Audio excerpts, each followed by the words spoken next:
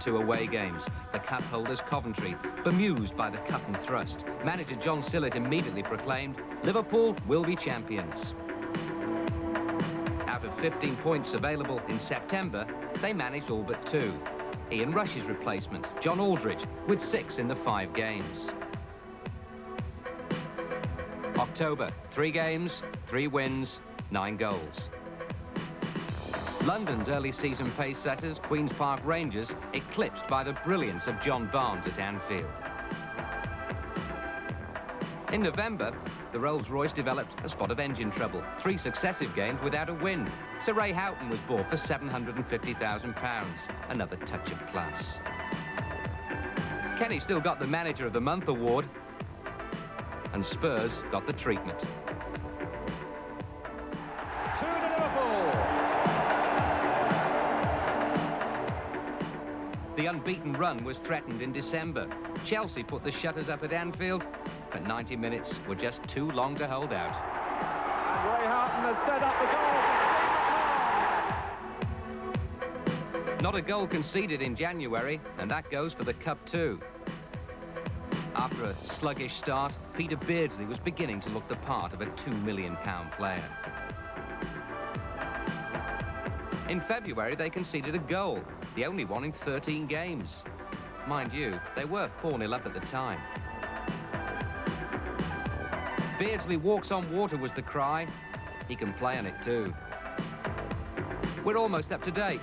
Earlier this month, Queen's Park Rangers felt their dilapidated artificial surface would give them sufficient advantage. It didn't, and they're sick of the sight of John Barnes. On Wednesday night, Craig Johnston ensured the Leeds record of 15 years ago was equalled. And so to Goodison. Yes, Goodison on Derby Day, and what could be the most historic league meeting between Liverpool and Everton? It's certainly the most ironic. I mean, to establish a new league record here at Goodison Park, who could possibly have imagined it? Another landmark, today's attendance will take the number of people who've watched Liverpool in the league this season to over 1 million. It needed a gate in excess of 18,000. We've got a few more than that, I can tell you. Well, let's just look at the teams in today's programme. Everton, with Neville Southall in goal, a back four that's unchanged. What a great incentive for Dave Watson here. His early days were spent at Anfield. In the midfield, the very good news for Everton is that Peter Reid passed a test this morning and plays.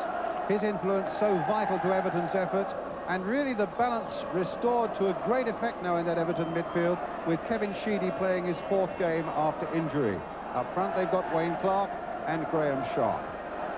As for Liverpool, well, Bruce Grobbelaar in goal. In the back four, young Gary Ablett really gaining in confidence and composure with each passing game.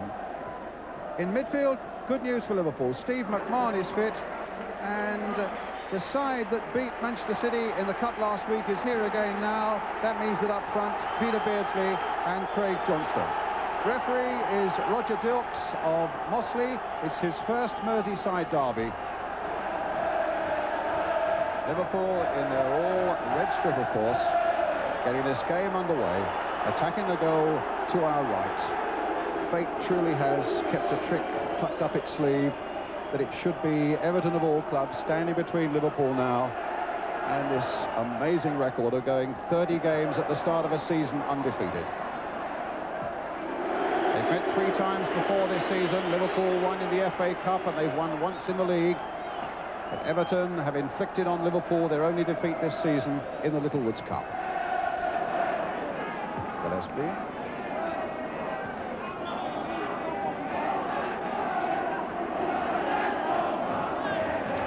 You notice the black armbands being worn by both sides as a mark of respect to the Everton director Jack Search, who died last week. Jack really was a splendid man. Sheedy. Oh, there was a chance there. Grobbelaar didn't know where it was, and Stephen almost got in. And the first little flutter there, suggesting that Everton might find a way through. It was a delightful ball played in, and Sharp couldn't quite gather it, and Grobbelaar only gathered it at the 2nd attempt.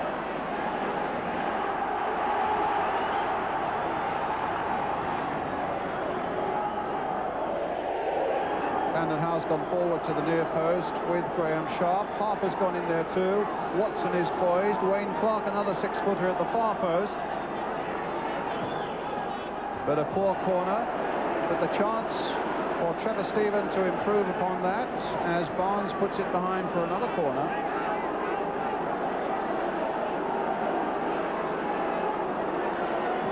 It's a better one. There's Grobbelaar again. He lost it though. And it's been put in by Wayne Clark. Clark has scored. Liverpool are behind. Grobbelaar's beaten. And who knows?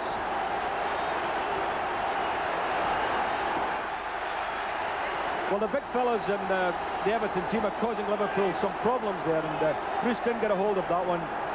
And that was a simple little knock in there for Wayne Clark. But there's the high ball into the box is certainly going to cause Liverpool a few problems, Brian. Now what an afternoon we've got with 14 minutes gone, and from Everton's first corner of the game. The task has really been laid out ahead of Liverpool now. If they want that record of 30 successive games without defeat at the start of a season, they've really got to go fighting for it now.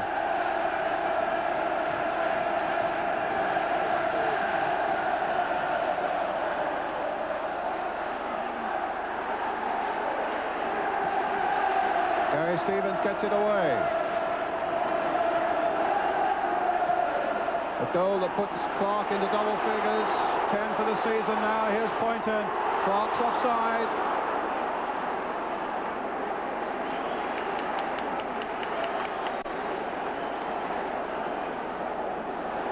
Another angle. And again, those big men causing troubles. I thought Grobbelaar might have got that the first time, but he just failed to get it, and number 8 was there to slip it into the net. But now here come Liverpool. McMahon. Can Craig Johnston get there? Almost, but not quite. What a marvellous ball it was by McMahon. Super ball played in. Craig Johnson always just a half a yard behind it, Brian. They're just reaching for it as it came across. What's this ball by McMahon here? Outside of the right foot. Kept it away from the goalkeeper, and as I say, Craig Johnson just a half a yard behind it. Sheedy away. There's Clark. Very crowded and very frenetic, and the ball breaking again for Sharp. Stevens.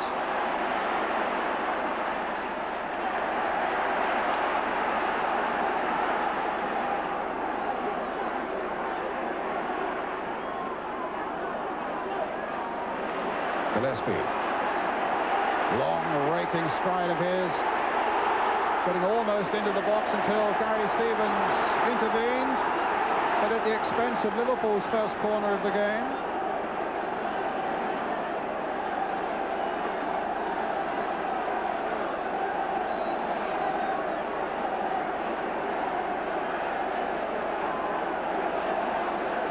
Gillespie at the near post, but they're playing it out, but McMahon has got a real dig on him. Onto the left foot by him, across the face of the goal, kicked away by Alan Harper. So nearly the Liverpool equaliser. It was McMahon's shot, but it was deflected, I think, along the way until Harper got it away. Ian? I think it was Craig Johnson that got the little deflection there, Brian. Again, good play by Steve McMahon onto his left foot. A rather weak shot, and it was Craig Johnson and off the line. Good deal more than a deflection.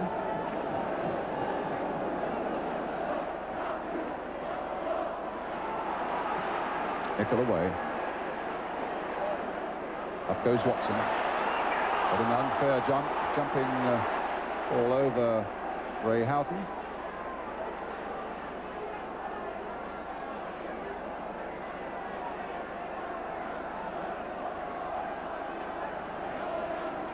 Gary Ablett with Liverpool's free kick. Floated towards Craig Johnston, but it was Poynton who won it. Beardsley.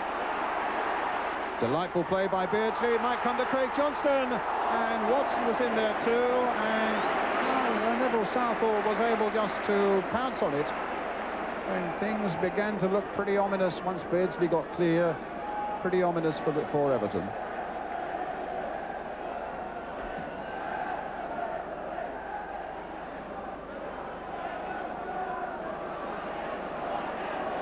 Hansen.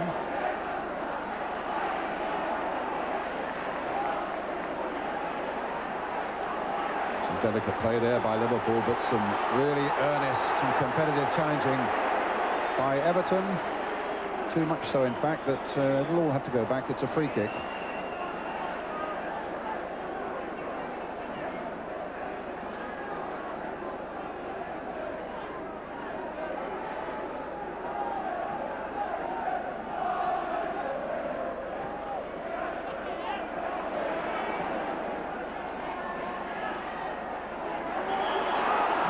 Foul by Reed.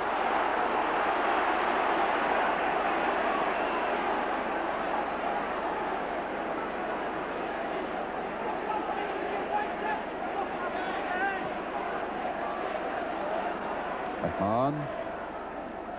Ablett. And Gillespie right up there.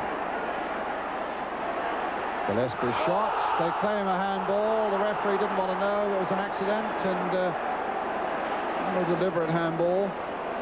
Ball against hand. Let's have a look at this. It was a good run, threading his way through there. And yes, the referee absolutely right.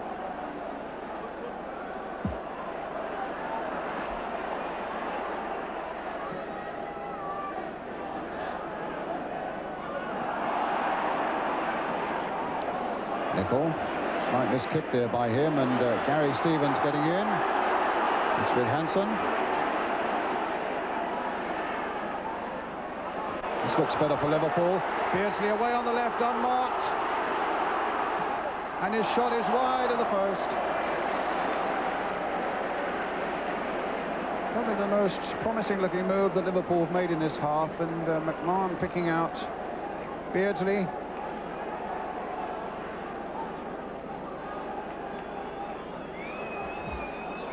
Well, I didn't feel confident actually when he was running in there, because it's been sort of that kind of afternoon for Peter Beardsley, you know. And he was a good yard wide of that far post.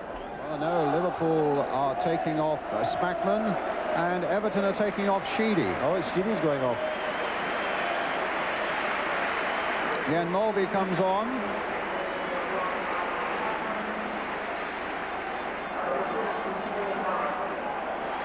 And Everton have brought Paul Power on, their second substitute. There's Power. Oldest man on the field at the age of 34.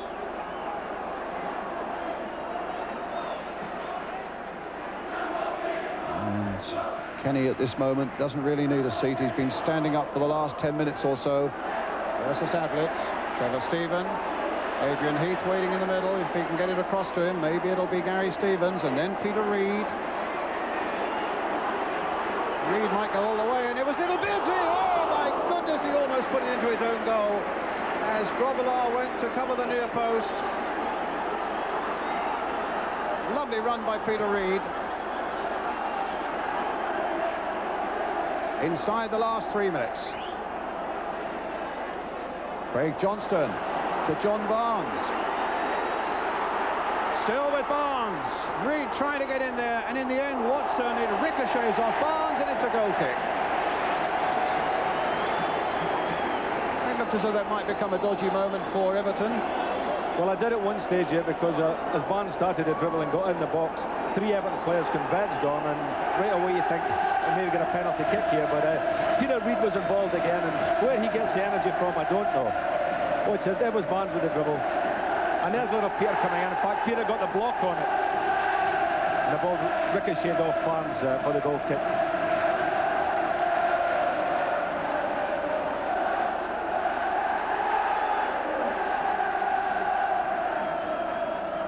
Power with a header for Everton. A free kick to Everton. A few more seconds. Inside the last couple of minutes.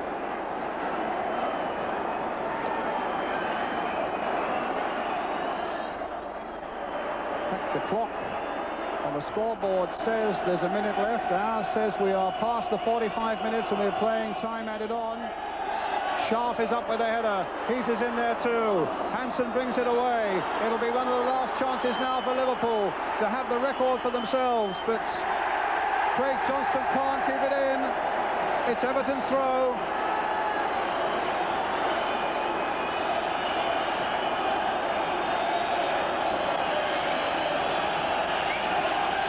So an afternoon of highly committed football.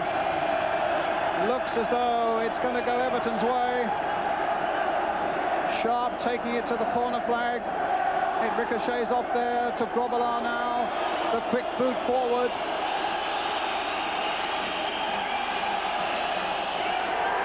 It's all over. Everton have won it. A handshake from Kenny Dalglish, but the outright record does not belong to Liverpool. They have to be content with a share with the Leeds United side of 73-74. The goal by Wayne Clark after 14 minutes is what settles it. There's a great deal of joy and pride for Everton on this historic afternoon. They are jumping for joy on the pitch. A real great battling performance by Everton. A quick word from you, Ian. Well, I think Everton thoroughly deserved it, Brian. The great performance by them. Pity for Liverpool, but they'll have to start all over again next season. So the party well and truly spoiled by Everton, but what a thrilling afternoon it was, I think you'll agree. And let's get a view or two from the centre of the battle. Well, let's talk to Wayne first. Wayne, did you have a chance to see your brother Alan before the game? Yes, I met him in the car park when I went to park the car. He said two things to me. He said, get me a car park ticket and get me the winning goal. So I've obliged there. You got him the car park ticket as well, did you? Yes, I did, yes. Well, let's have a quick look at the goal. Yes, it's up a corner and Bruce has got it and it's dropped in. He just squirmed across the face of the goal and just up to be in the right place at the right time and bang it home. Well, you've done your brother a favour, but Dave Watson, you haven't really done your brother Alex any favours, but a very special day for the Watson family. Yeah, it was nice to see him on the bench and involved in some way. But the main thing for us was that we got the right result, and it was a good team effort and a good result. You did say to me earlier in the week that you didn't need the extra incentive. Any derby game was enough to win it, but it seemed that there was an extra incentive out there today. Well, I mean, the record's at stake. I suppose our fans wouldn't have liked to see them celebrating at our place, and I'm just glad we've done it for them, really, because they've had a bit of a disappointing season. Right, well, we can give you this, the Barclays Man of the Match, a bottle of champagne. I think that'll be cracked between the two of you and a few others in the dressing room. Well done.